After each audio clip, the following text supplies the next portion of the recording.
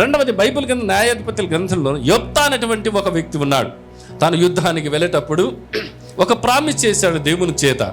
ఏమంటే, ప్రభువా, నువ్వు యుద్ధంలో నాకు జయాన్ని ఇస్తే తిరిగి నేను ఇంటికి వేస్తున్న సమయంలో నా ఇంటి నుండి ఏదైతే బయలుదేరుతుందో దానికి బలిస్తా అని చెప్పాడు. యుద్ధంలో జయం పొందాడు.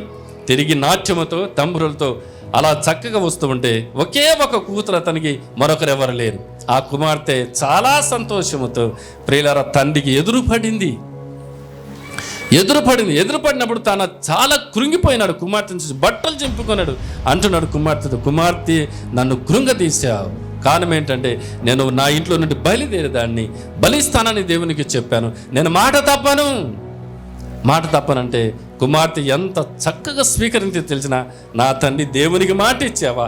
ఎస్, చెయ్యి. 2 నెలలు నన్ను విడిచిపెట్టు, నా కన్యాత్తను గురించి నేను మొరపెట్టుకుంటాను, ఆయన సన్నిధులు గడుపుతా.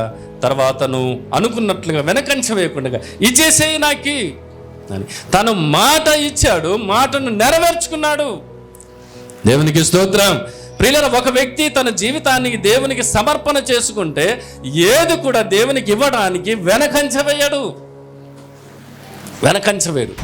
ఒక వ్యక్తి దేవునికి ఇవ్వట్లేదు అని అంటే ముందు తన జీవితానికి దేవునికి ఇవ్వలేదు అని అర్థం. తనకున్న దాంట్లోన దేవుని మందిర సేవ నిమిత్తం ఇవ్వట్లేదు అని అంటే ముందు తన జీవితానికి దేవునికి ఇవ్వలేదు అని అర్థం.